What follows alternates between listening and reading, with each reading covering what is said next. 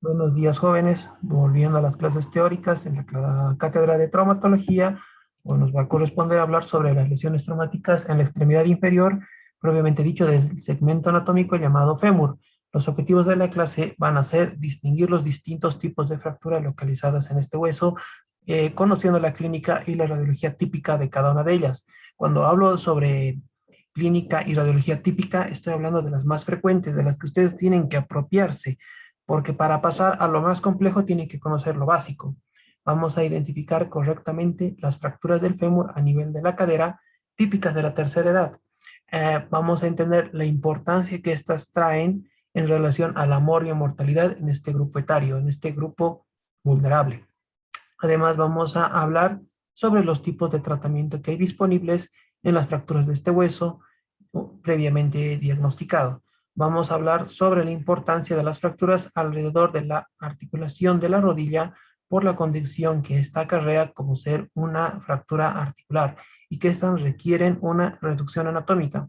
Vamos a recordar las posibles lesiones asociadas a este tipo de fracturas, partiendo desde lesiones del cartílago, del aparato ligamentario y lesiones neurovasculares, en las que ustedes tienen que tomar muy en cuenta al momento del diagnóstico y que no pueden pasar desapercibidas.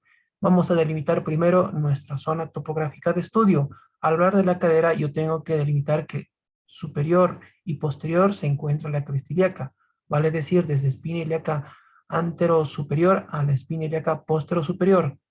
Mi límite superior y anterior lo va a delimitar el ligamento inguinal, que como ustedes ya saben, parte desde la espina ilíaca antero superior hacia la sínfisis del pubis.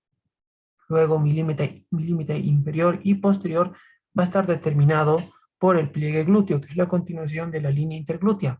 Y mi límite inferior y anterior es una línea circular que se continúa desde el límite inferior y posterior y se cruza con un reparo anatómico que constituye el cruce del músculo sartorio con el músculo aductor largo. Toda esa región que está comprendida dentro de esos límites que acabo de describir se llama cadera.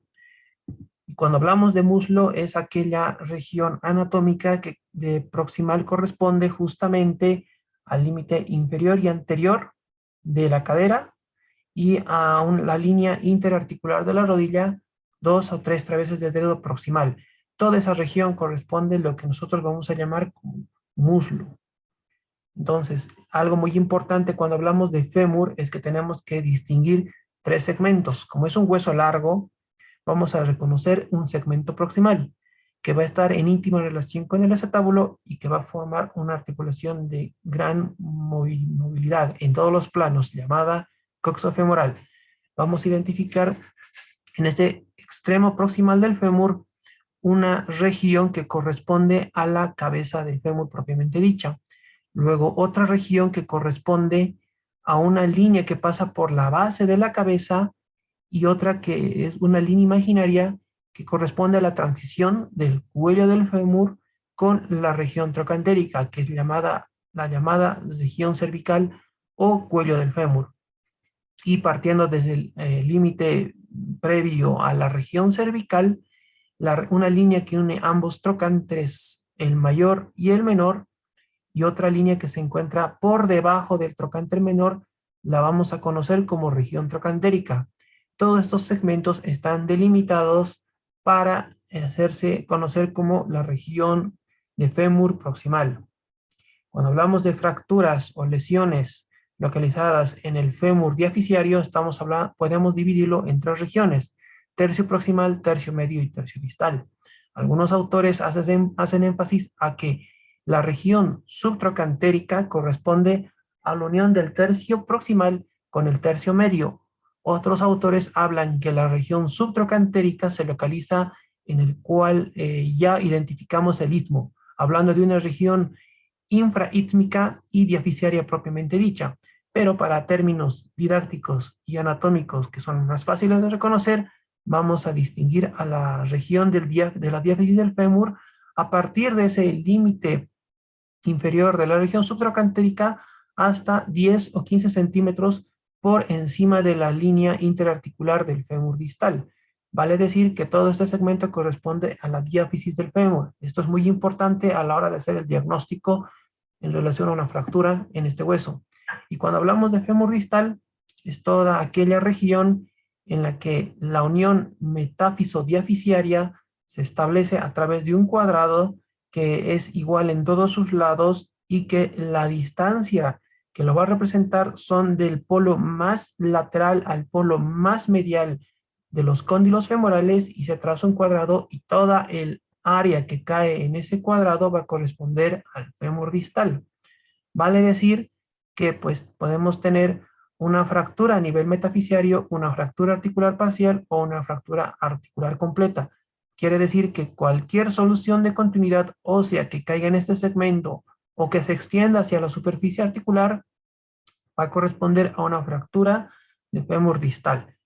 Vale aclarar que las fracturas en este hueso pueden comprometer uno o más segmentos. Es más, fracturas muy severas asociadas a mecanismos de alta energía pueden tener solución de continuidad ósea y articular en fémur proximal, en diáfisis de fémur y en fémur distal. Vamos a entrar un poquito más en detalle para delimitar las zonas del fémur proximal. Recordando de nuevo, tenemos a la cabeza femoral, al cuello femoral, a la región trocantérica, a la región del transtrocantérica, que corresponde a toda la altura representada por el trocánter menor, y por debajo del trocánter menor tenemos la región subtrocantérica. Pues de acuerdo a varios conceptos sugeridos por autores, la región subtrocantérica puede darse desde los 2.5 centímetros por debajo del borde inferior del trocánter menor o hasta localizado el istmo en el canal medular del fémur. Y esta descripción anatómica de la región subtrocantérica, muy importante al momento de realizar una osteosíntesis en fémur, la ha descrito Fielding, en el cual dice que un tipo 1, una fractura localizada en la región tipo 1, corresponde al nivel del trocánter menor. Un tipo 2, que ya hablamos de región subtrocantérica, representa a 2 menos 2.5 centímetros por debajo del trocánter menor. Y un tipo 3, que corresponde a 2.5 centímetros por debajo del trocánter menor. Vale decir que a partir de la zona 2 hasta la zona 3 estamos hablando de la región subtrocantérica. Pero como les digo, este concepto puede variar de autor en autor. Cuando nosotros nos imaginamos una fractura de fémur proximal o una fractura de cadera, o cuando la escuchamos, inmediatamente tiene que venirse a nuestra mente un paciente de la tercera edad, porque es el grupo etario más frecuente que va a presentar esta lesión, razón por la cual el resultado final de un paciente con fractura en la cadera se relaciona con el manejo quirúrgico de la fractura. Muchas veces hay ese dilema de que la fractura localizada en el fémur proximal debería considerarse una emergencia por las serias implicaciones que tiene en la morbilidad y en la recuperación, y más aún si se habla de un paciente joven. Esto viene dado por lo que ya se conoce de la anatomía del fémur proximal en relación a la irrigación sanguínea. Vale decir también de otro modo que los ancianos en general se acompañan de enfermedades. Es muy raro aquel individuo que llega a la tercera edad de la vida sin alguna enfermedad de base. Generalmente nuestros ancianos vienen con importantes enfermedades sistémicas como la diabetes, hipertensión arterial, enfermedades previas que han dejado secuela, entre otras. Además, vale recordar que es parte de la fisiología y parte de la senectud tener compromiso sistémico a nivel del metabolismo del tejido óseo. En pocas palabras, la osteoporosis está presente en las mujeres una vez que se ha cesado la producción de hormonas femeninas y se ha anulado los ciclos menstruales por la misma fisiología que este grupo de individuos presenta. Además, las variables que influyen sobre el resultado final son la mortalidad, la recuperación y las complicaciones médicas. Dicho de otro modo, un paciente de la tercera edad que sufre una fractura en fémur proximal tiene un riesgo de mortalidad ya instalado desde el momento en el cual se ha presentado el traumatismo. Y de tardarse el tratamiento oportuno, esta mortalidad va en aumento a medida de un factor multiplicador. Solamente recordarles que un anciano para vivir, depende de su autonomía, depende de movilizarse. Él tiene mal control de las secreciones del árbol bronquial, razón por la cual las enfermedades asociadas son muy importantes, partiendo desde la esfera neumológica, los problemas vasculares, vale decir trombosis venosa profunda, incluso deterioro de la esfera neurológica con un delirio postraumático asociado a la postración extrema en la cama. La recuperación viene también dado por la calidad de hueso en la cual se está trabajando y pues el inicio rápido de la rehabilitación de acuerdo al tratamiento que se ha empleado. Se ha evidenciado que un tratamiento quirúrgico oportuno tiene un factor positivo alentador en la rehabilitación precoz, además pues de las complicaciones médicas, porque no es lo mismo atender a un paciente sin enfermedades de base que atender a un paciente con enfermedades de base que se te complique en el trans y en el posoperatorio o durante el manejo del tratamiento conservador en cualquier fractura localizada en este hueso. Entonces es muy importante tomar en cuenta esos factores porque el ser humano no comprende solamente una patología, sino comprende su fisiología y en eso ustedes tienen que manejarse.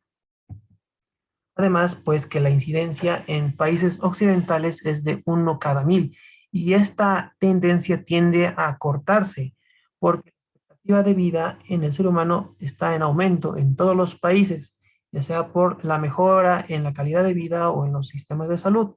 Recuerden, y esto no me voy a cansar de repetirlo, si el ser humano está llegando a cumplir 80 años, ya no es raro. Era raro hace 50 años. Ahora ya no es raro que un abuelo llegue a los 70, a los 75 años. Esto viene dado gracias a los avances de la medicina. Instalación de marcapasos, mejora en la calidad de vida, atención oportuna, salvar vidas, incluso en la funcionalidad. Y esto lo van a ver a medida que vayan progresando en la cátedra de traumatología. De nuevo, pues imaginarnos un paciente anciano, esto no quiere decir que es exclusivo del paciente de la tercera edad. Cummings y Nevid han identificado unos parámetros que son muy característicos en fracturas del fémur proximal. El impacto debe estar orientado a la cadera. Para que ocurra una fractura en el fémur proximal, generalmente el traumatismo tiene que estar orientado en esa región que ya hemos descrito cuando hablábamos de la topografía. También cuando hablamos de la tercera edad, se aplica muy bien este concepto propuesto por Cummings y Nevid, en el cual indica que las respuestas de protección han fallado, vale decir, la pérdida del equilibrio y la recuperación, una respuesta muscular oportuna para evitar la caída en el decúbito lateral, impactando en la región de la cadera, pues en el piso. Los ancianos, las personas de la tercera edad han perdido esa capacidad de recuperación rápida o es muy lenta. El tercer concepto que estos proponen también habla sobre las partes blandas que están alrededor de la articulación de la cadera. Vale decir que mientras mayor parte blanda tengas alrededor de esta articulación, esta se va a encargar de absorber el mecanismo de trauma. Quiere decir que si tu mecanismo de respuesta de protección ha fallado, entonces ya pues el trauma es inminente. Pero la parte blanda que está recubriendo tu cadera se va a encargar de absorber y disipar la energía. Y la energía que no ha podido ser absorbida por la parte blanda, pues se va a encargar de llegar hasta el hueso y si ésta excede la resistencia del fémur proximal, va a ocasionar un daño estructural. Dicho de otro modo, Cummings y Neville están describiendo con estos conceptos lo que ocurre en un paciente de la tercera edad. Solamente vamos a dar dos ejemplos diferentes y bimodales. Eh, un paciente de 20 años y un paciente de 70 años. Ambos reciben un impacto orientado en la cadera. En ambos ha fallado la protección, la respuesta de protección. En el joven, este sistema de protección está más desarrollado por el mismo hecho de que es un paciente joven. En el adulto, todos los sistemas se van deteriorando, además que la fuerza muscular por la senectud también va disminuyendo. Pero suponiendo que suceda lo mismo en un paciente joven, lo vamos a tomar en cuenta.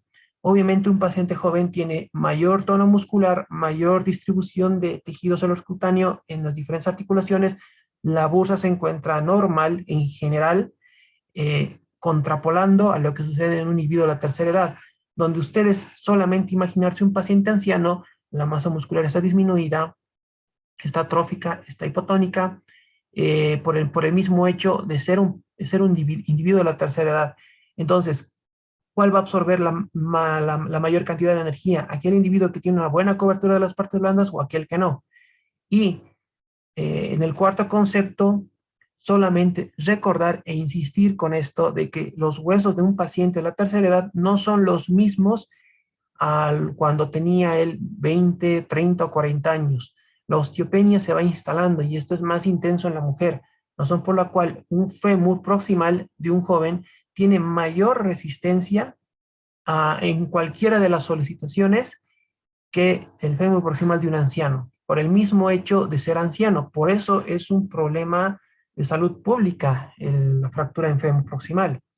Ahora, cuando hablamos de lesiones asociadas, tenemos que pensar y orientar esa sospecha de lesión asociada basado en cómo se produjo la fractura, si fue de baja energía o si fue de alta energía.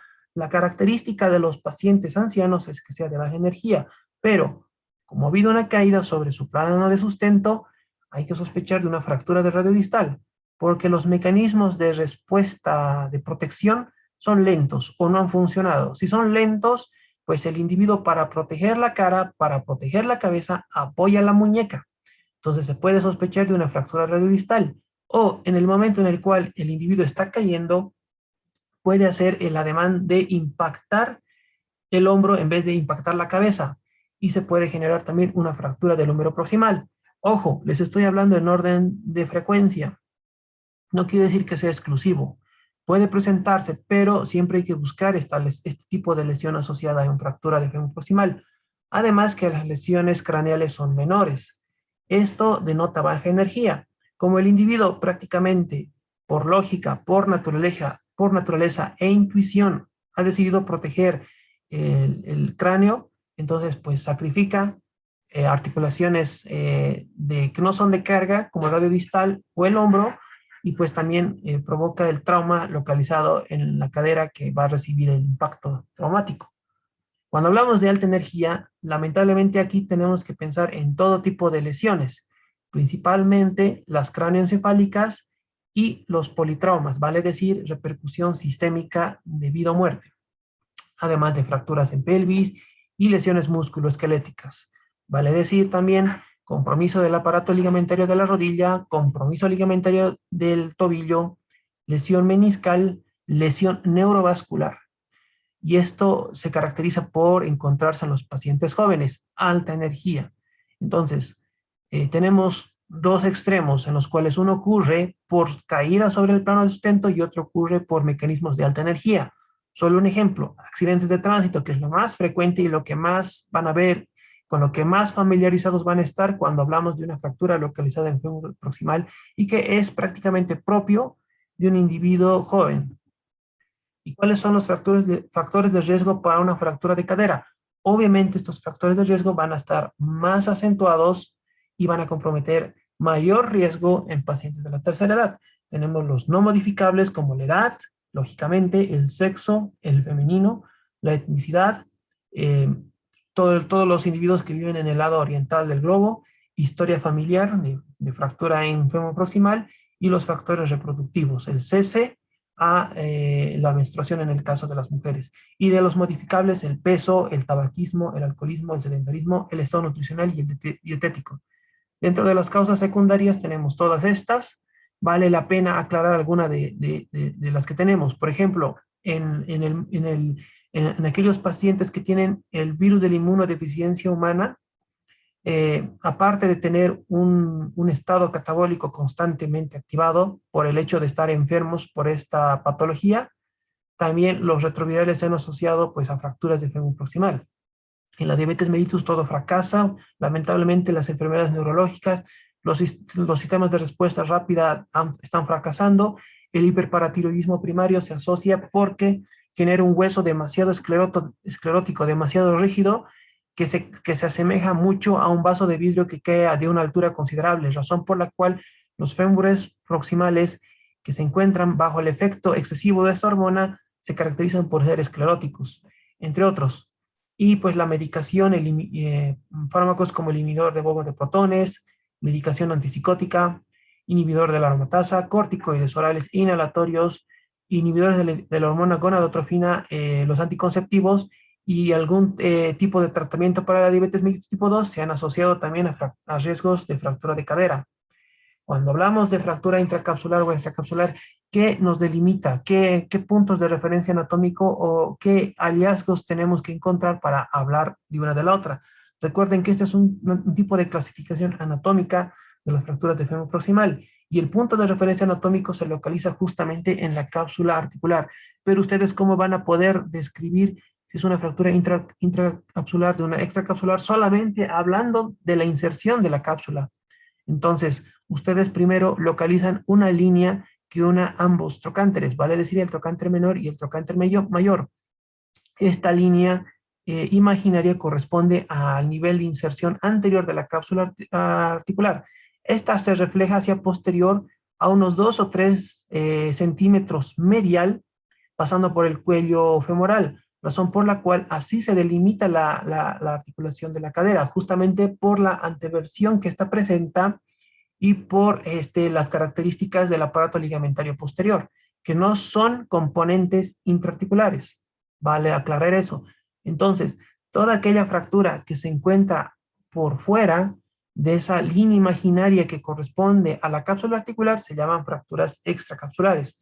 Tenemos a las fracturas que se localizan a nivel de la base del cuello cervical, a las fracturas que se localizan en todo el macizo trocantérico, y una excepción es la fractura intertrocantérica, que es una línea oblicua que separa ambos trocánteres, tanto el mayor como el menor. Cuando hablamos de fracturas intracapsulares, por lógica entendemos todas aquellas que caen dentro de esas líneas imaginarias que nosotros hemos trazado y corresponden a una fractura de la cabeza del fémur que han debido llevar ya en el capítulo de luxaciones, en la anterior teórica, las fracturas que se encuentran a nivel de la base de la cabeza femoral y las fracturas que se localizan a nivel del cuello del fémur. Estas fracturas, por esta característica anatómica que vendría a ser la irrigación del fémur proximal, se consideran a las más graves, a las de peor pronóstico y a las que requieren una reconstrucción anatómica, un tratamiento quirúrgico, a las intracapsulares.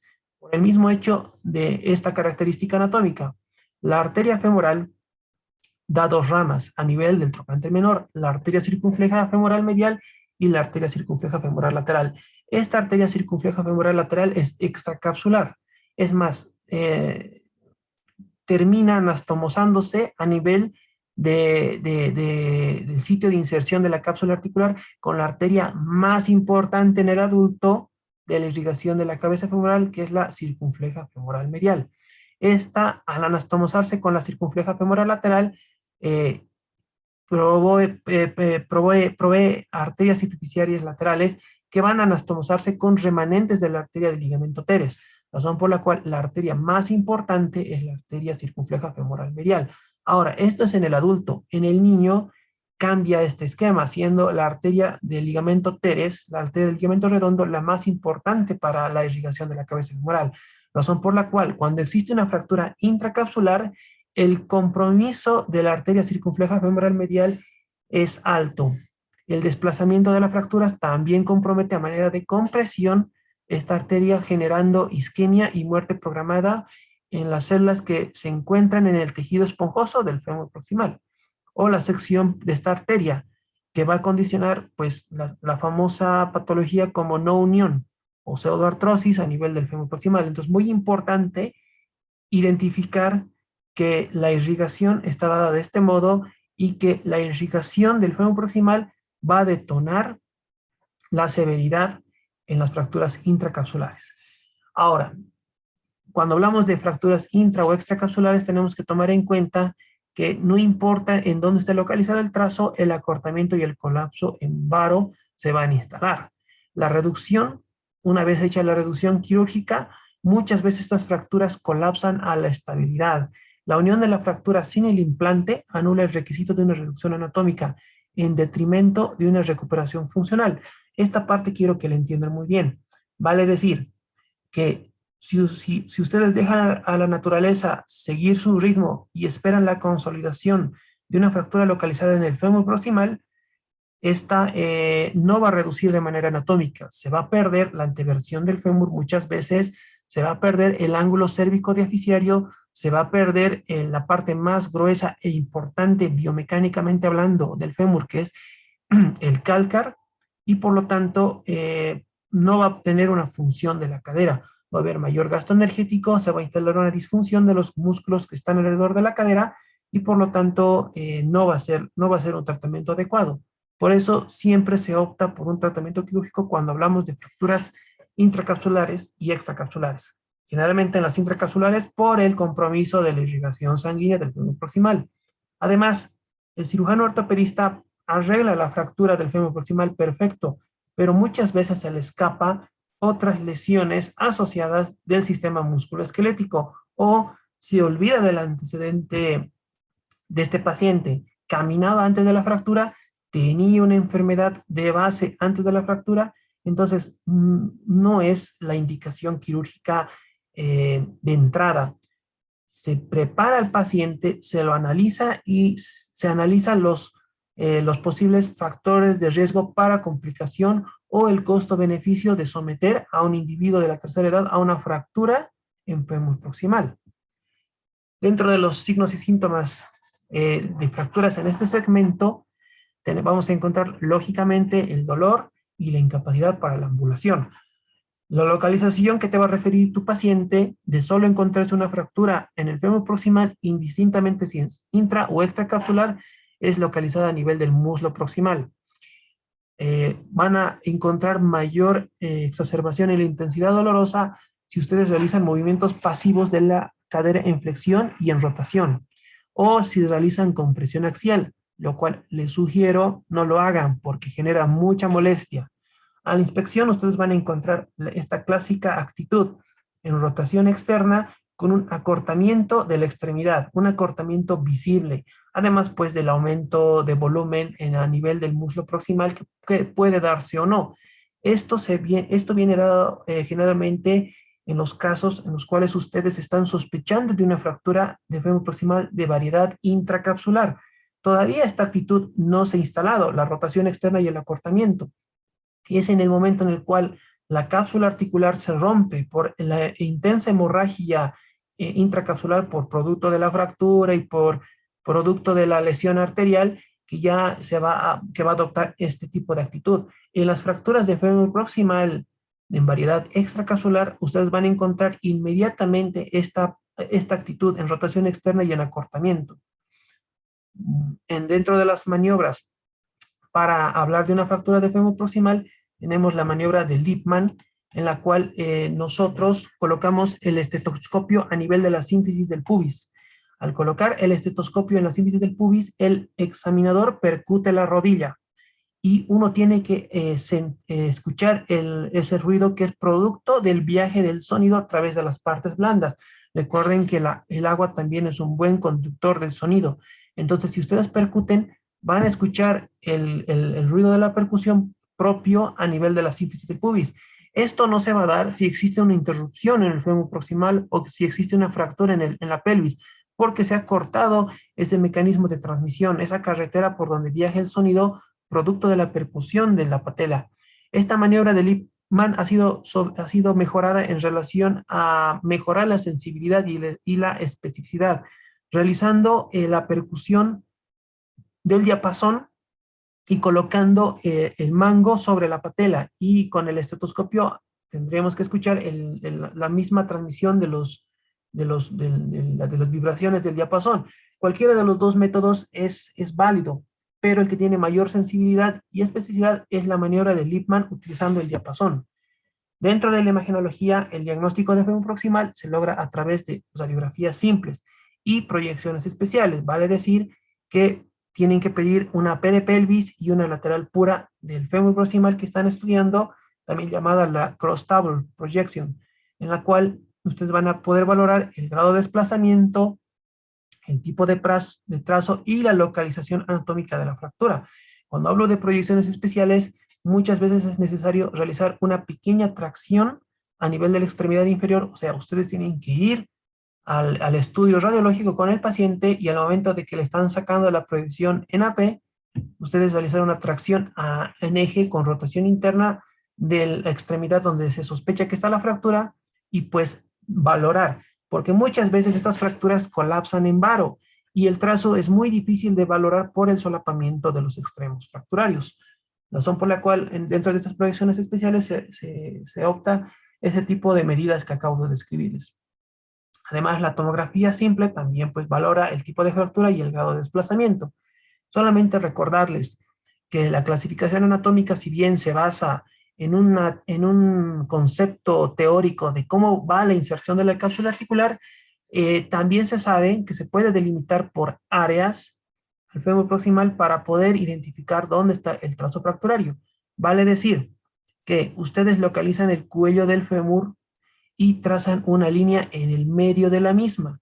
Esta primera área corresponde a el fémur proximal, la primera área donde cualquier fractura que se localiza en esta región se habla de una fractura del cuello femoral o una fractura de la base de la cabeza del fémur o una fractura en la cabeza del fémur.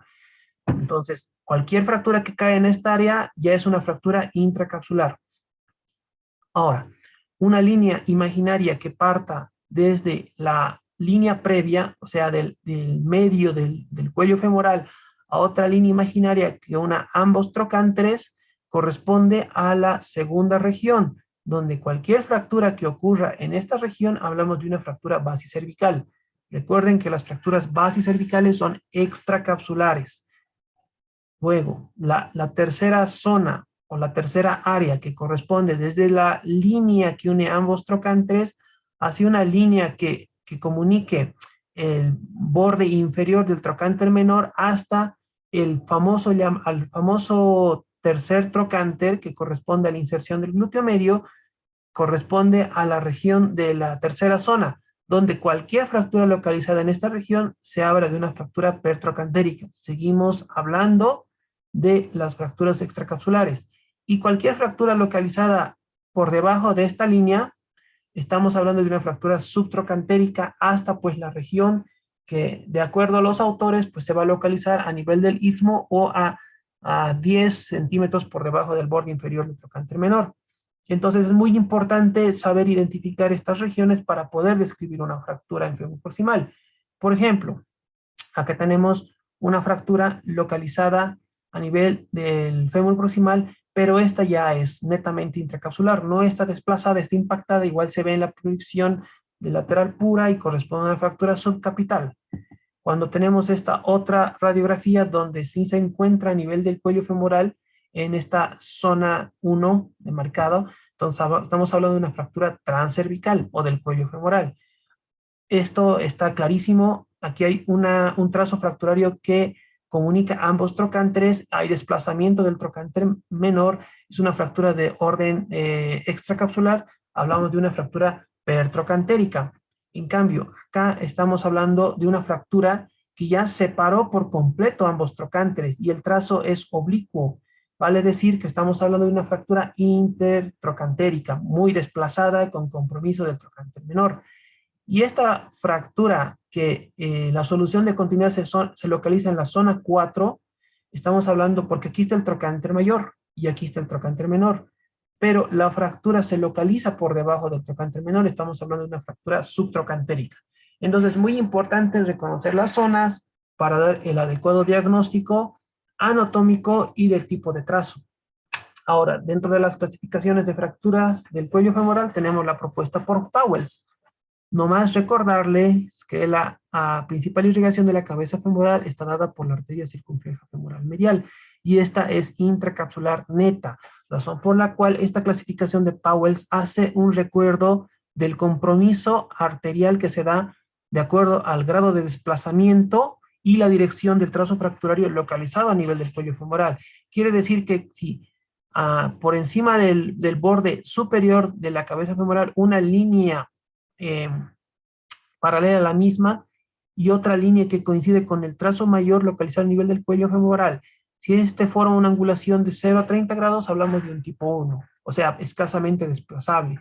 Mientras el trazo de fractura se hace más vertical, aumenta el grado de desplazamiento, aumenta el grado de inclinación y va aumentando la severidad, siendo la de tipo 2 con gran compromiso de la arteria y de irrigación de la cabeza femoral, y en un tipo 3 que va a partir de los 70 grados, donde ya el compromiso arterial es inminente. Sin embargo, pues, hay varios estudios cadavéricos que están poco a poco sacando la confiabilidad y la sensibilidad de la clasificación de Powers. Últimamente ya las clasificaciones en fracturas de fémur proximal se están utilizando meramente para descripción anatómica y ya no están sirviendo como pronóstico de severidad a largo plazo. Luego tenemos este otro tipo de clasificación para fractura intracapsular, la fractura de Garden, que cuando hablamos de un tipo 1, hablamos de una fractura incompleta, impactada en valgo. Cuando hablamos en un tipo 2, es una fractura completa, pero desplazada parcialmente a nivel del cuello femoral, que todavía mantiene su angulación cervicodeficiaria dentro de parámetros normales. Una fractura de tipo 3, estamos hablando de una fractura todavía con desplazamiento parcial, pero a diferencia de la de tipo 2, aquí se interrumpe el patrón trabecular del fémur proximal, que son importantes líneas de referencia para ver cuán desplazada está esta fractura. Y en la de tipo 4 está completamente interrumpido el patrón trabecular y se encuentra paralelo a la superficie de carga del acetabulum. Entonces, esta vendría a ser la clasificación de Gardner, pero es meramente anatómica. Luego tenemos la clasificación de Evans para fracturas pertrocantéricas, en la que en la de tipo 1 solo hablamos de dos partes, localizados lógicamente a nivel del macizo trocantérico, no se encuentra desplazada. En la de tipo 2, el desplazamiento se pone de manifiesto muchas veces con colapso en varo, o sea, disminución del ángulo cérvico-deficiario. Continuamos hablando solamente de dos fragmentos, 1, 2.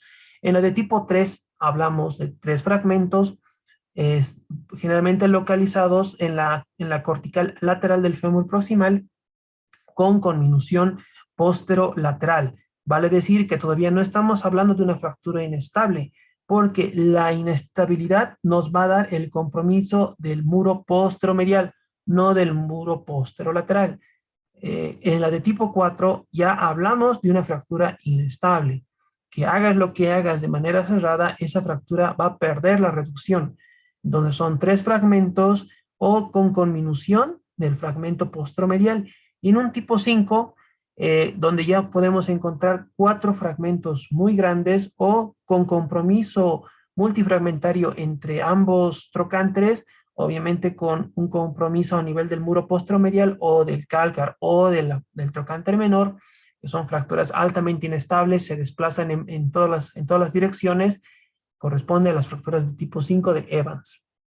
La clasificación de Boyd y Griffin para fracturas pertrocantéricas habla que la de tipo 1 es estable en dos partes, muy parecida a la anterior. Una fractura de tipo 2 es inestable, con compromiso posteromedial. Una fractura tipo 3 tiene una extensión subtrocantérica, vale decir que va desde la región trocantérica hacia el límite correspondiente al borde inferior del trocánter menor, o también llamada la fractura oblicua reversa de Wright. Y la fractura tipo 4 de Boyd y Griffith, que es una fractura larga, extensa, que compromete desde la región subtrocantérica hasta la región intertrocantérica, muy inestable. El colapso en varo es muy notorio. El tratamiento en una fractura de fémur proximal tiene como objetivos minimizar el disconfort del paciente, restaurar la función de la cadera lo más que se pueda. Eso no siempre se lo logra. Permitir una rápida movilización a través de una reducción anatómica con una fijación interna estable, o muchas veces se opta por el tratamiento en base al reemplazo articular. El tratamiento conservador se va a basar en relación a cómo encontramos o cómo tenemos a nuestro paciente en el momento de ocurrido el mecanismo lesional, porque muchas veces es preferible no operar por el riesgo de mortalidad y las complicaciones, y esto se valora de manera multidisciplinaria. Los factores médicos de riesgo mortal están muy asociados a una fractura de fémur proximal y se multiplican en el momento de la inducción anestésica o en el momento de la recuperación. Además que tampoco se va a beneficiar un paciente de tratamiento quirúrgico si no ambula, si tiene secuelas de un infarto cerebral o una enfermedad neuromuscular asociada. Además que en relación al tratamiento conservador, se opta por una movilización rápida de la cama a la silla. Esto para permitir el manejo de la vía aérea superior. Recuerden que el anciano depende de la movilización para seguir vivo. Y cuando se opta por el tratamiento conservador, digamos que existiese una contraindicación médica muy fuerte, una arritmia cardíaca severa, una diabetes mellitus tipo 2 descompensada, tal vez un paciente con complegia en los miembros inferiores por un trauma raquimedular previo, entre otros ejemplos. Si ustedes deciden o se decide realizar el tratamiento conservador, el esquema que se sugiere es reposo absoluto en la cama con la extremidad inferior en extensión e inmovilizada de 1 a 2 semanas. Y esto se logra a través de este artefacto llamado órtesis abductora de cadera, donde aquí tenemos a manera de un gonium la regulación en qué posición queremos que se localice la cadera. La queremos hasta las 2 semanas en extensión, pues la regulamos y generamos una reducción y controlamos la rotación propia de la deformidad de una fractura inferoproximal. Recuerden la actitud en rotación externa. A partir de la 3ª semana, donde ustedes clínica y radiológicamente van a evidenciar la formación del callo. Como es una fractura que se ha manejado de manera conservadora, se va a empezar a manifestar radiológicamente datos de formación de callo en 1 o 2 planos diferentes, además de la disminución de la intensidad dolorosa. Aquellas personas que vayan a empezar a ir a los hospitales y vean a pacientes ancianos con fracturas de fémur proximal internados en los servicios de ortopedia y traumatología, van a ver que a medida que progresa en la historia natural de la enfermedad, el individuo ya tolera estar sentado en la cama, incluso ya no se queja de molestia, y esto es pues un dato clínico de que todo está marchando bien. Si bien va a haber una mala unión, pues va a haber un colapso no fisiológico y no anatómico, no va a ser una cadera funcional, pero tú ya le has devuelto calidad de vida al individuo, ya se está quitando el dolor, no por una intervención directa tuya, sino por el mismo actuar de la biología del individuo. Entonces, a partir de las 6 semanas, incluso ya los pacientes pueden estar en una silla o descargar su peso en un andador, en un burrito. La consolidación completa ocurre generalmente, pues eso lo pongo entre comillas, porque no siempre se da el caso, siempre hay que estar alerta entre las 12 y 16 semanas.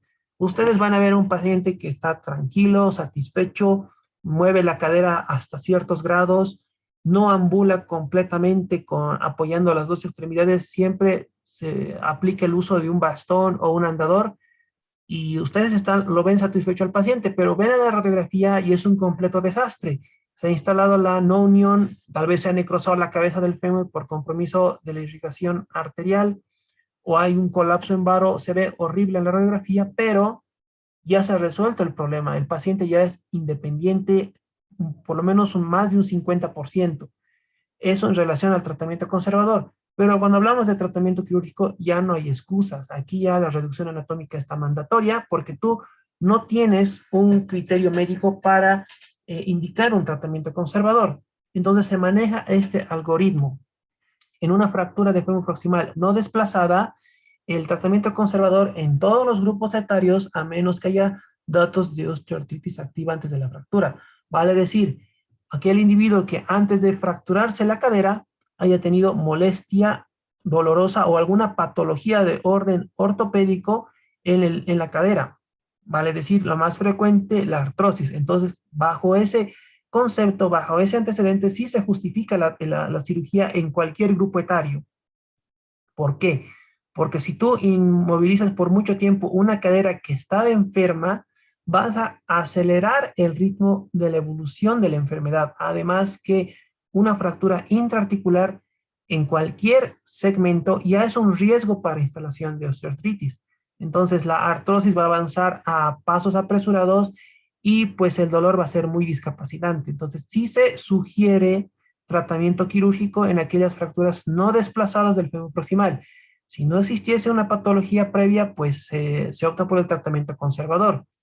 En las fracturas desplazadas en pacientes jóvenes, vale aclarar de nuevo, en aquellos con antecedente de alta energía, aquellos pacientes jóvenes sin factor de riesgo para osteoporosis, una edad menor a 40 años que sean físicamente activos, se sugiere realizar la reducción y la fijación a través de diferentes tipos de implante metálico, también en diferentes trazos fracturarios. Por ejemplo, no es lo mismo tratar una fractura extracapsular que tratar una fractura intracapsular desplazada en paciente joven.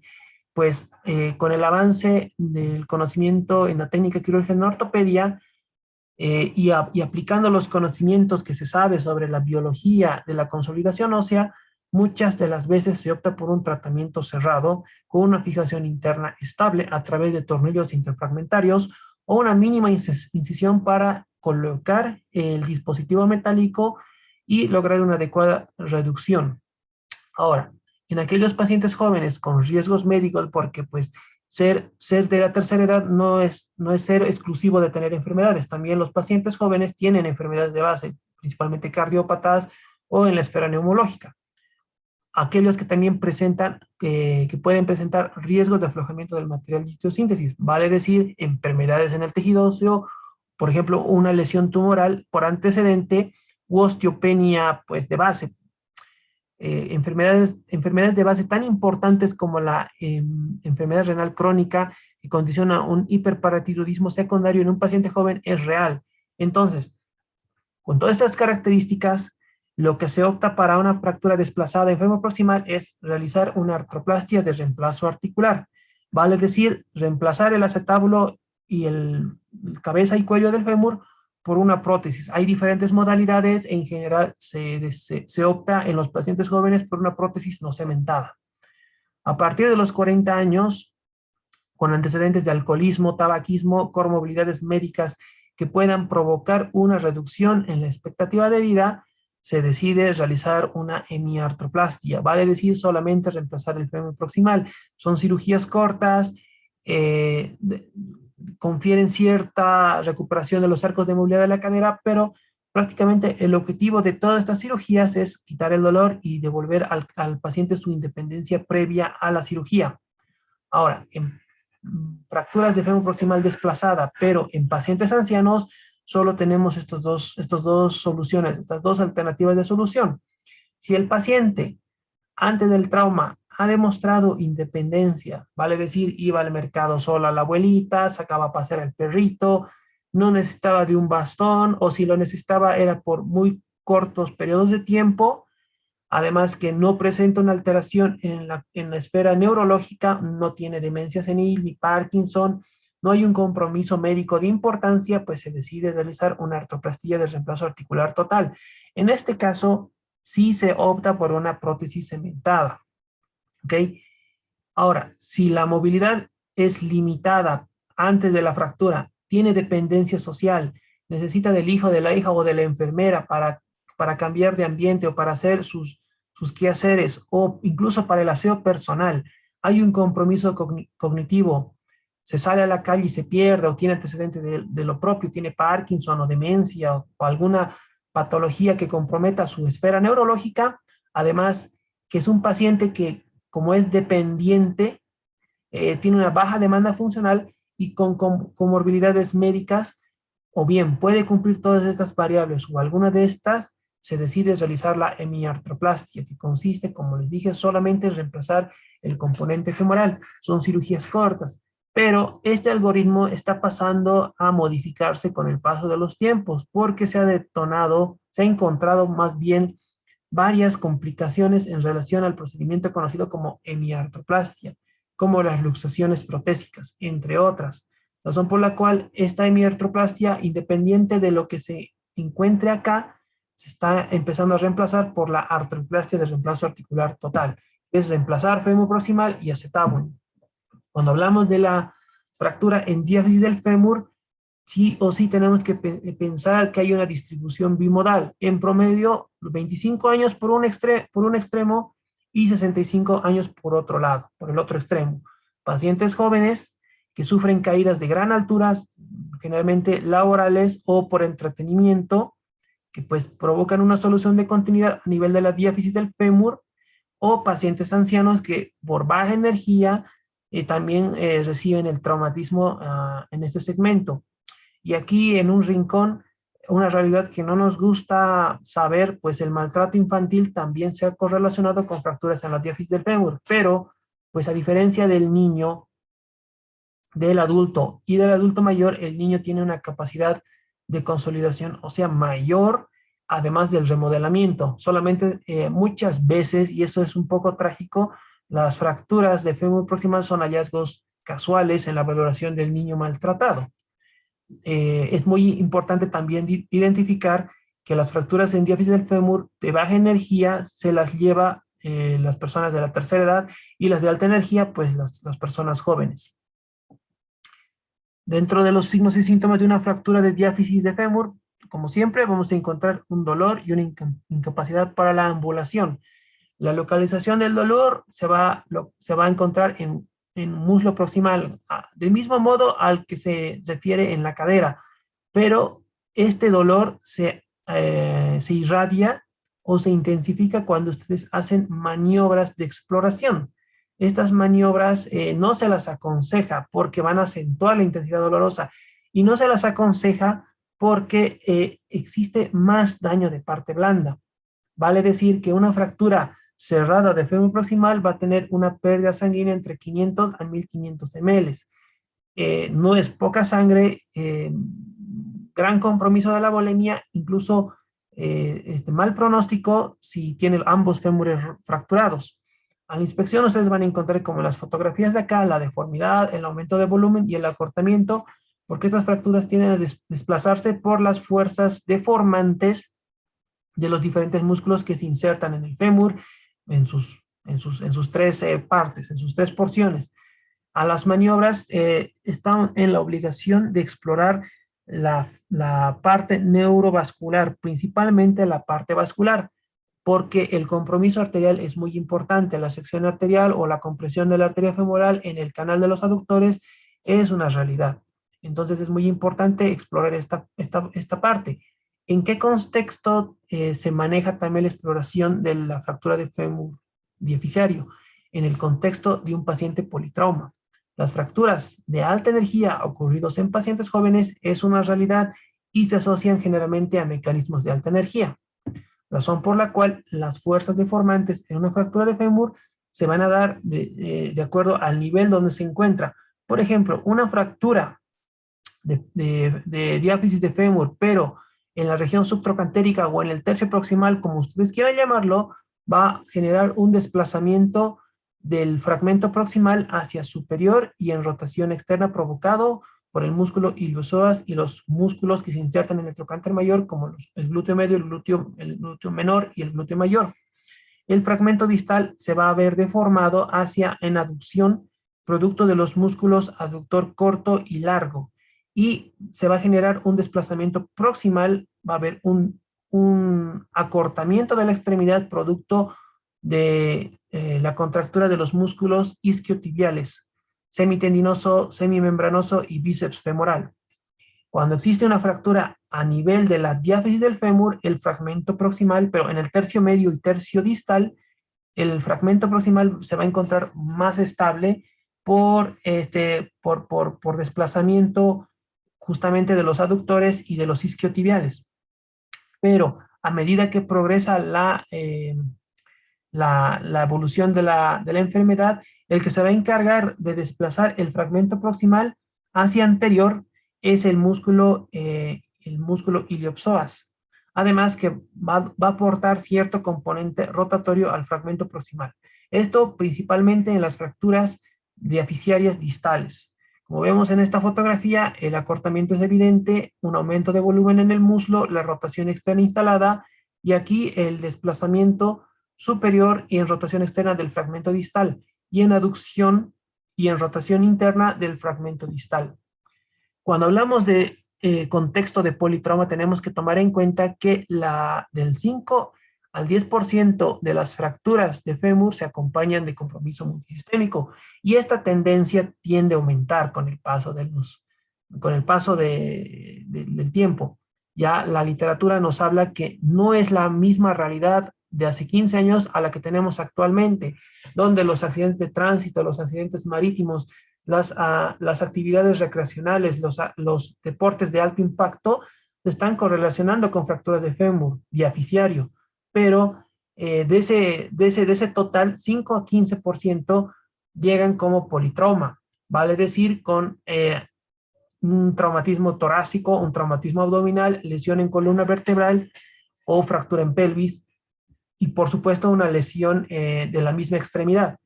De este 5 a 15%, apenas la mitad son fracturas cerradas. Y estas fracturas cerradas de la diáfisis del fémur muchas veces se acompañan de una lesión meniscal o una lesión ligamentaria en la rodilla, porque estamos hablando de alta energía, múltiples lesiones en varios segmentos. Y es ahí cuando se adopta el concepto del PRINCE, que quiere decir una atención rápida, individualizada y segura. Vale decir que tú tienes que hacer un manejo pronto, seguro e individualizado. Tienes que tomar en cuenta todos estos factores que te proponen aquí el algoritmo para manejar a tu paciente politrauma. Y recuerden, pues puede tener un traumatismo cráneoencefálico, pero si tú tienes la fractura cerrada en el fémur, pues tienes que resolverla, porque si tú no la resuelves, si tú no la atiendes oportunamente, va a haber daño de partes blandas, incluso puede estar asociada a una lesión vascular y se va a generar mayor noxa al sistema. Entonces, se aplican estos tres conceptos, que es la atención total temprana. Vale decir que si tú tienes un politrauma con un traumatismo abdominal cerrado, polifracturado, el tratamiento quirúrgico no puede esperar más de 36 horas y tiene que realizarse entre las 24 a 36, una vez estabilizada el sistema del individuo, una vez se haya compensado, se haya resuelto la hipovolemia, entre otros factores. Cuando hablamos del control de daños en ortopedia, es fijar la mayor cantidad de fracturas para que este paciente pueda ser trasladado de una unidad de cuidados intensivos a un estudio de imagenología, del quirófano a su sala de internación, etc. Tienes que estabilizar las fracturas. A eso se enfoca el control de daños en ortopedia. Y el mejor hueso que representa eso es el fémur, las fracturas en fémur. Además, cuando hablamos de la toma de decisiones temprana y apropiada, es el conjunto de decisiones que toma el médico al momento de tomar una decisión uniforme para el manejo de un paciente politrauma. Pero esto se basa en la cantidad del desequilibrio fisiológico que este individuo tiene, vale decir, en la cantidad de lactato o en el desequilibrio ácido-base que tiene. Recuerden que cada paciente reacciona diferente en relación al trauma, que cada paciente es diferente al biotipo y a la respuesta del tratamiento, y los servicios de atención de paciente politrauma también son diferentes. Un accidente de tránsito ocurrido en Estados Unidos, donde en 5 minutos te llega un helicóptero y te traslada a tu paciente en 10 minutos a un centro de tercer nivel, haciendo un total de 30 minutos, no es lo mismo que ocurra en nuestra ciudad, un accidente en una carretera donde la ambulancia tiene que recoger al individuo, luego tiene que pasar toda la trancadera hasta llegar a un hospital donde pueda ser atendido. Entonces, no es lo mismo. Prácticamente hay más retardo en el tratamiento y en el traslado del paciente politrauma en países en vías de desarrollo como el nuestro, pues que lo que ocurre a lo contrario en países donde los sistemas de salud están muy avanzados, son muy sofisticados. Pero el objetivo siempre va a ser el mismo, y es el aplicar lo mejor de lo mejor basado en los parámetros fisiológicos del paciente. Entonces, indiscutiblemente, indudablemente, cuando hablamos de politrauma, tenemos que hablar de fractura de fémur. Entonces, tú tienes esta radiografía. Pues en la imagenología puedes pedir una P y una lateral de fémur, pero tiene que ser panorámica. Tú tienes que ver el fémur proximal y tienes que ver el fémur distal. Tienes que exigir que se vea todo el fémur. No importa si vienen en radiografías diferentes. Esto para valorar si no hay un compromiso en la cadera o en la rodilla, que generalmente ocurre cuando hablamos de traumas de alta energía. Pues aquí tú valoras, el trazo fracturario es está desplazado, pero no hay lesiones asociadas en la rodilla ni en la cadera. Pero esto de orden óseo, porque recuerden que 50% vienen con lesión meniscal y o lesión ligamentaria de la rodilla. Entonces, muy importante valorarlo una vez estabilizado el paciente, esa parte. Y en la imagenología también te puedes apropiar de una tomografía. Esto para valorar cuántos fragmentos tienes, la conminución, el desplazamiento en los diferentes planos que la tomografía con reconstrucción en 3D te va a dar. Dentro de la clasificación, la más usada es la de Winkies, porque la de la AO es muy compleja, es útil, pero la de Winkies es la que más se usa por su fácil aplicabilidad. Esto en relación a los hallazgos radiológicos. Cuando hablamos de una Winkies tipo 1, estamos hablando de una fractura sin conminución o presenta un pequeño trazo en ala de mariposa. Y esto con un compromiso de menos del 25% del ancho del tejido óseo en las dos proyecciones. En la de tipo 1 es una ala de mariposa muy pequeña, igual con menos del 25% del compromiso del hueso. Aquí está el tercer fragmento. En un tipo 2, el fragmento en ala de mariposa ya es más grande y ya compromete el 50% del ancho del hueso. Esto, recuerden, en dos proyecciones radiográficas. En un tipo 3, ya el ala de mariposa es más grande, es más largo y ya compromete más del 50% del ancho del tejido óseo. Y en un tipo 4 ya no hablamos de ala de mariposa, o hablamos de multifragmentalidad o de fractura segmentaria. Entonces, aquí está dando una clasificación anatómica en relación al patrón fracturario y que se correlaciona con la inestabilidad del trazo fracturario propiamente dicho. En los objetivos del tratamiento de una fractura de fémur es lograr una rápida movilización y ambulación.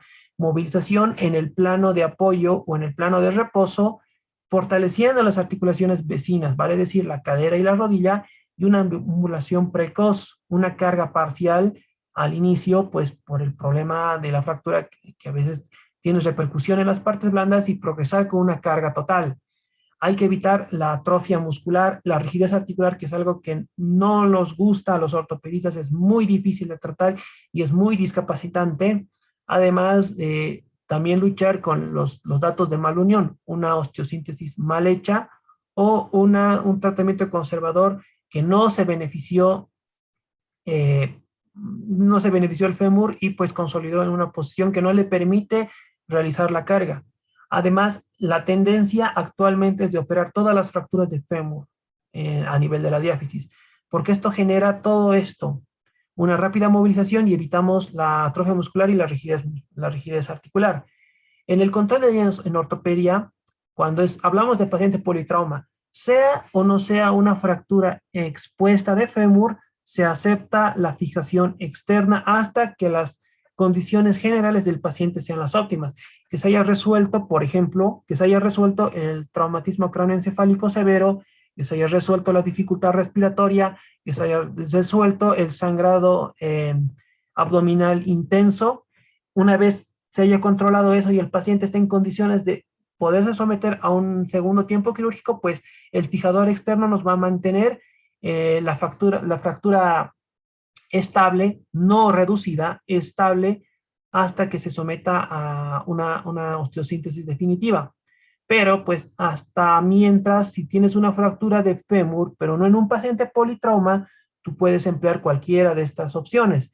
Desde el splint de Thomas, que vendría a ser una tracción cutánea, que no se beneficia de la férula de Boller, o la tracción transesquelética, en la cual se instala un pin a nivel de la región supracondilia del fémur distal y con el 7% del cuerpo se genera una tracción. Esto te controla el alineamiento de la extremidad y además descontractura las partes blandas, generando un efecto analgésico.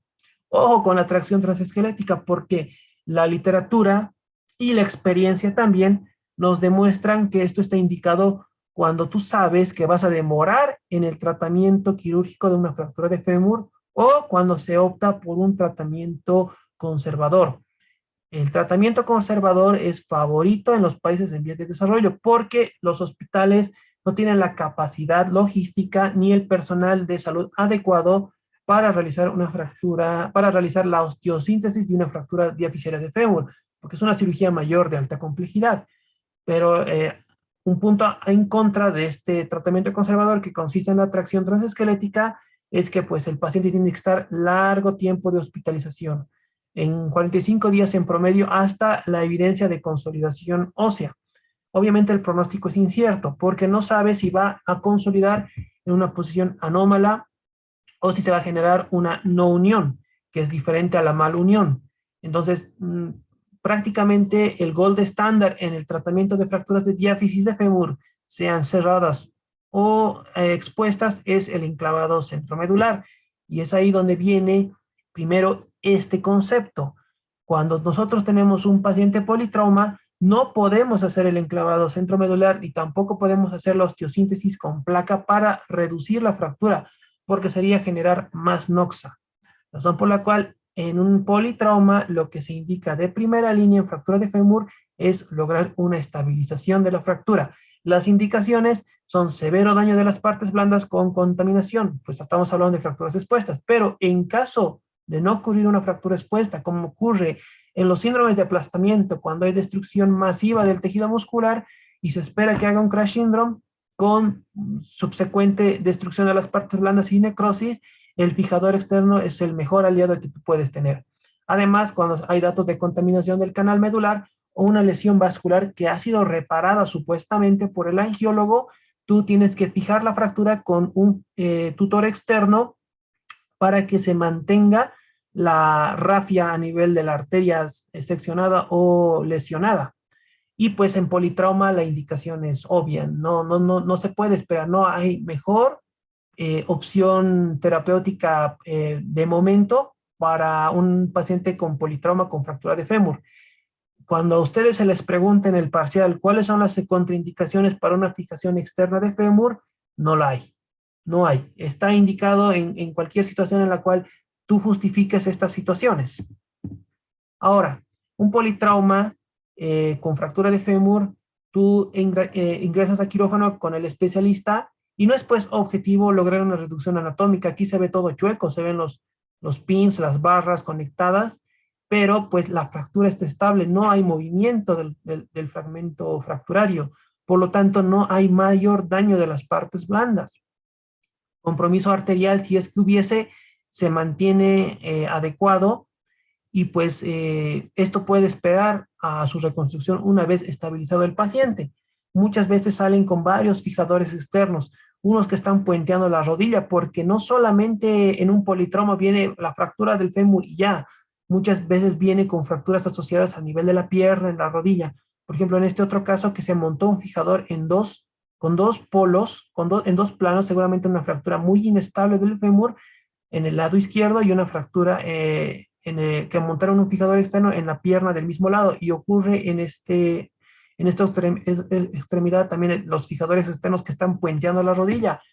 Esto es de película, prácticamente toda la extremidad está con fijación externa, tiene su colostomía, sus sondas por todo lado, cateterismo, procedimientos invasivos en todos los segmentos. Esto es el manejo adecuado del politrauma. Solo imagínense que el individuo sale de quirófano sin haber sido tratado por su fractura en fémur. Esta fractura inestable, multifragmentaria, va a continuar generando daño a las partes blandas y más aún puede llegar a lesionar la arteria si es que no estuvo dañada en el momento de la recepción. Es muy importante hacer este manejo multidisciplinario de un paciente politrauma, y esto es pues para salvarle la vida. Ahora, dentro de las opciones de tratamiento quirúrgico en una fractura de déficit de fémur tenemos el enclavado o la osteosíntesis con placa. Pues cualquiera de las dos es una buena opción, pero pues el gold estándar es el enclavado cefalomedular o endomedular, ya sea por vía anterógrada o retrógrada, de acuerdo a la comodidad del cirujano, pero generalmente se recomienda realizarlo de manera anterógrada. Y esto, cualquiera de las dos opciones, me permite una movilización temprana, lo cual salir de la cama es lo ideal y tiene que ser lo más rápido posible. Además que el enclavado endomedular me permite una movilización rápida de la rodilla para evitar la rigidez articular, porque eso es algo que no nos gusta que suceda, es muy discapacitante y, como les dije, es muy difícil de tratar. El apoyo en la extremidad es guiado bajo los factores de pues las lesiones asociadas, mejor si es una fractura cerrada, el estado de las partes blandas, si no hay datos de síndrome compartimental, si hubo una lesión vascular asociada, y el tipo de implante. Lo subrayo y lo pongo de diferente color porque este sistema me confiere mayor seguridad al momento de apoyar a mi paciente. ¿Ok? Este no tanto, dependiendo del constructo, el tipo de la placa, si es una placa especial o una placa bloqueada, pues sí, puedo generar cierto porcentaje de apoyo en el postoperatorio, pero este es el que mayor seguridad le da al cirujano por las características biomecánicas que tiene este clavo. Cuando hablamos de fracturas del fémur distal, la relación hombres-mujeres es de 1 a 2, pero igual tiene un comportamiento bimodal, no tan extremista como fue las fracturas de la diáfisis del fémur, pero este comportamiento bimodal obedece a que los accidentes de tránsito y la osteoporosis del paciente anciano. Va de decir baja energía a alta energía. En los de baja energía, el paciente anciano pues se cae o se rueda las gradas, pero con la rodilla flexionada. Es un mecanismo de trauma muy diferente al encontrado en las fracturas de fémur distal de orden de alta energía. A estos se les ocurre pues mecanismos de alta energía como accidentes de tránsito, que es el mejor ejemplo y por poco el único que se puede dar en estos momentos. Se caracteriza también por una compresión axial a nivel de la rodilla que genera una deformidad en valgo o en varo exagerado. Con un puede presentarse un componente rotatorio para que se genere una fractura a nivel de la metáfisis distal del fémur. La región supracondilar corresponde a aquella región en la cual la diáfisis y la metáfisis se unen o una línea que pasa por los bordes inferiores de ambos cóndilos y se dirige hacia proximal 10 o 15 centímetros por encima de este corresponde a la región supracondilar.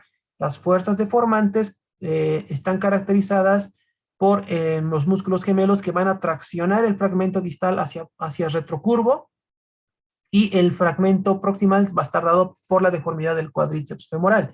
Entonces, los mecanismos de trauma varían dependiendo del grupo etario y representan entre el 5 al 10% de todas las fracturas expuestas.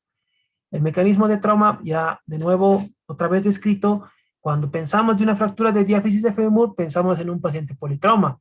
Pero cuando tenemos fracturas en el fémur distal, también tenemos que pensar en paciente politrauma. Accidente de tránsito, ya sea en calidad de conductor o en calidad de peatón. El estado de las partes blandas es muy importante. La presencia de los hematomas que posteriormente evolucionan a flictenas y estas flictenas evolucionan de líquido seroso a cero hemorrágico denota mayor severidad y mayor daño de las partes blandas. La clasificación de la AO en relación a fracturas expuestas y cerradas siempre denota compromiso de los compartimentos mientras más alto haya sido el trauma. Mientras más alto también ha sido el trauma, mayor de aguantamiento hay de las partes blandas con despegamiento de las diferentes estructuras miofaciales alrededor del tejido óseo, generando y potenciando la fisiopatología de las flictenas o pues de las ampollas postraumáticas. Además, que por ejemplo, en esta radiografía, que es con contraste, ustedes están evidenciando una fractura supracondilia desplazada, pero uno viendo esta radiografía, uno dice, no, pues hay que ponerle una inmovilización y pasarlo a sala, pero revisa al paciente y se encuentra que los pulsos periféricos están disminuidos, hay un dolor intenso y se realiza una angiotomografía en la que se ve interrupción del flujo arterial, esto por el desplazamiento. Seguramente una sección de la arteria femoral puede ser posible, pero siempre hay que valorar la parte arterial, el sistema vascular. Además, pues que como vemos en este esquema, una fractura supracondilia se acompaña de una fractura diaficiaria, una fractura en fémur proximal, o incluso de la patela, o incluso de la columna vertebral. Entonces, siempre buscar fractura en otros segmentos. Los signos y síntomas de una fractura de fémur distal, como en todo, dolor e incapacidad para la ambulación, porque es un hueso de carga. La localización del dolor va a ser en la rodilla. No se sugiere provocar dolor. En la inspección, ustedes van a encontrar deformidad, aumento de volumen, acortamiento y daño en las partes blandas. Y esto se va a asociar también al tipo de trazo fracturario. Mientras más alta fue la energía traumática, mayor daño de partes blandas. Las maniobras están en la obligación de explorar la parte vascular, el pulso pedio, el pulso tibial posterior, el pulso popliteo, si es que ustedes pueden valorar los tiempos de llenado capilar en los diferentes pulpejos de los dedos, principalmente en los hallux, entre otros. Y también los síntomas y signos, como una fractura de diáfisis de fémur, se van a basar en el contexto de un paciente politrauma, pero por norma general, hipovolemia, taquicardia, diuresis disminuida, deterioro de la esfera neurológica, deterioro del estado general, entre otros. La clasificación de NIR es una clasificación anatómica empleada y es fácil pues, de recordar cuando hablamos de las fracturas en el fémur distal. En la de tipo 1, que entra en la categoría 1, hablamos de una fractura mínimamente desplazada. Cuando hablamos ya de una fractura de NIR tipo 2, o sea, en la categoría 2, hablamos ya de compromiso articular y de desplazamiento hacia medial o hacia lateral. Obviamente, cuando hay un desplazamiento hacia lateral, aumenta la severidad por justamente compromiso de la arteria femoral que se encuentra a ese nivel. Y en una fractura NIR de la categoría tipo 2, cuando hablamos de un compromiso diafisiario, metafisiario e intraarticular, es porque encontramos en el trazo fracturario multifragmentariedad. Quiere decir esto que ya no importa dónde estamos encontrando el fragmento proximal, si está hacia medial o si está hacia lateral. Aquí estamos encontrando multifragmentariedad, lo que indica que hay gran inestabilidad y puede darse un compromiso vascular. Razón por la cual esta clasificación de NIR es meramente anatómica. Pero, ¿cuál es el principal problema? Que esta fractura, la de NIR, la clasificación, no está contemplando esta fractura que es sumamente odiosa. En un ojo inexperto, uno ve esta radiografía anteroposterior de rodilla y no ve nada. Y en una proyección lateral, en el mismo ojo inexperto, tampoco encuentra nada. Esto lo puede atribuir a un artefacto. Entonces uno dice, no, no tiene nada, pero resulta que hay una fractura de característica intraarticular que se encuentra en el plano coronal, que no está contemplada en esta clasificación. Aquí no habla de la fractura de Hoffa, que también es frecuente, que por definición es una intraarticular localizada en el plano coronal en cualquiera de los cóndilos, pero Leteneur ha propuesto una clasificación para la fractura de Hoffa. Cuando el trazo fracturario es vertical, se habla de un tipo 1. Cuando el trazo es oblicuo, se habla de un tipo 3. Hablo del tipo 1 y del tipo 3 primero porque son las que mejor pronóstico tienen, porque todavía este fragmento se encuentra en relación íntima con las partes blandas, vale decir, con la cápsula articular y los tendones de inserción de los músculos isquiotibiales y de los músculos gemelos. Cuando hablamos de un tipo 2, que es la que tiene peor pronóstico, trazamos al cóndilo en 3 cuadrantes, y si la fractura se localiza en la de tipo A, tiene un pronóstico relativamente bueno. Cuando hablamos de un tipo B y un tipo C, la severidad va aumentando porque el fragmento es más pequeño y el riesgo de necrosis ósea en ese segmento por despegamiento de las partes blandas es mayor. Entonces, esta es la clasificación de Hoffa la clasificación del Leteneur para las fracturas de Hoffa. En la imagenología, ustedes están en la obligación siempre de pedir una proyección anteroposterior y una lateral de la rodilla para determinar el grado de desplazamiento, el patrón fracturario y demás características que se pueden encontrar en la radiografía, como la multifragmentariedad o el compromiso articular.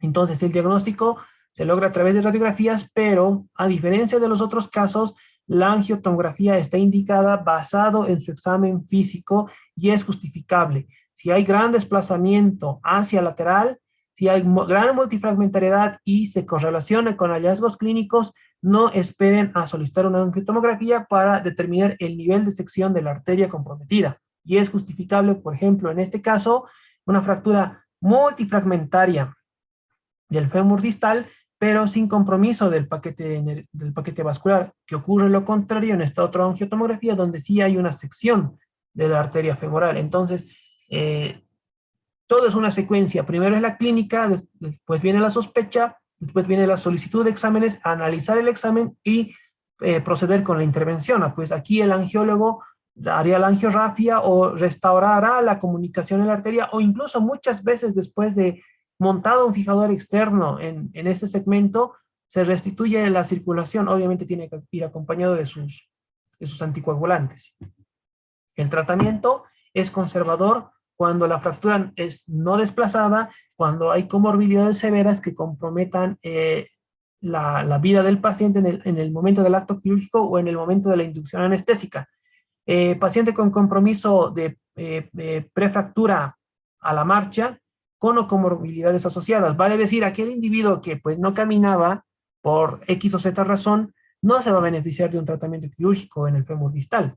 El objetivo, por lo tanto, del tratamiento conservador no es lograr una reducción anatómica, pero sí lograr una adecuada longitud y alineación axial. Como hubo acortamiento y rotación, entonces sí se puede perder la dirección del eje mecánico, razón por la cual en el tratamiento conservador, a diferencia del tratamiento conservador en diáfisis de fémur, donde la tracción transesquelética se localizaba en la región supracondilia, aquí la tracción transesquelética se instala en la tuberosidad anterior de la tibia.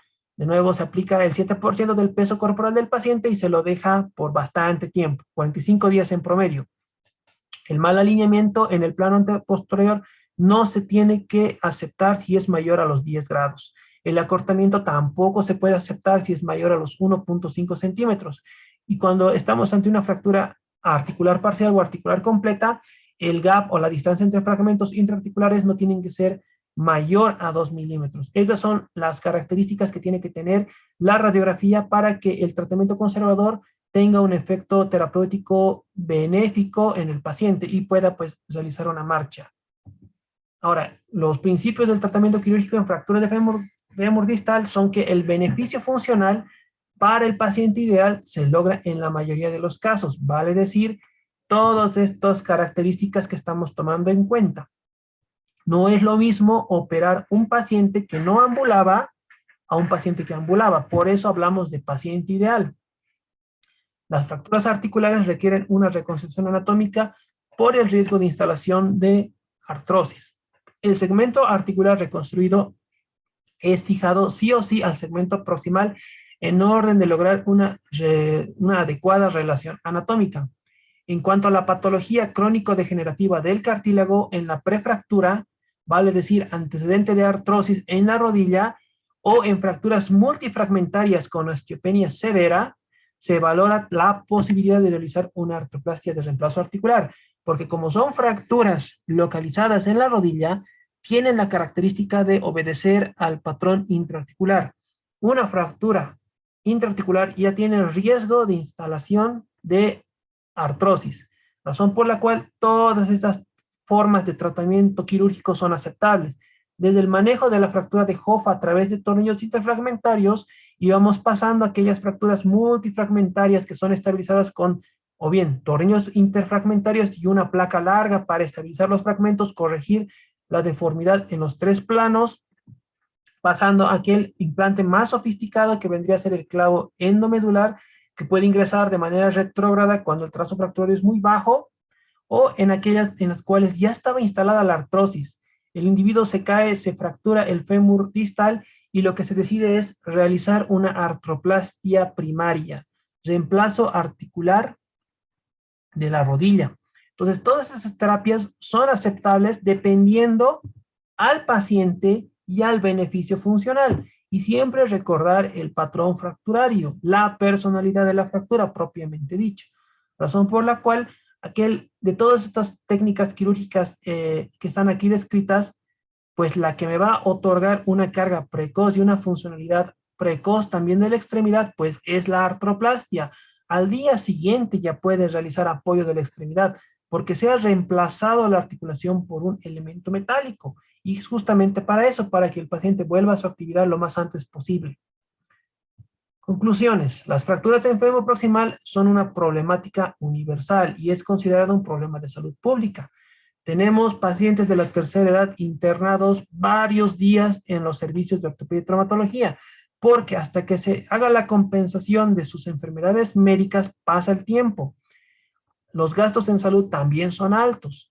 Esta repercusión implica que un grupo vulnerable como es el de la tercera edad, tienen que agotarse todos los esfuerzos científicos, médico-clínicos y médico-quirúrgicos para lograr salir del problema, para devolverle calidad de vida.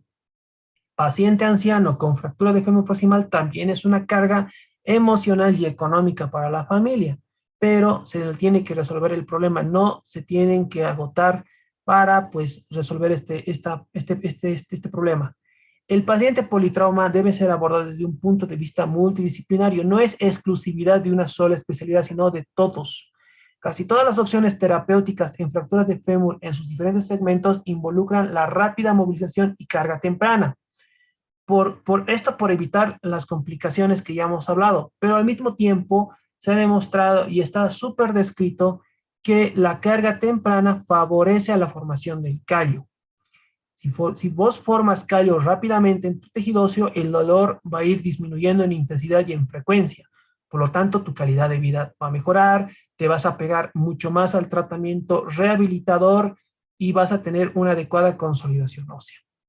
Es error humano el infradiagnóstico de una lesión de parte blanda asociada a una fractura en fémur, pero es obligatorio la valoración inicial y posterior y volver a valorar y volver a valorar.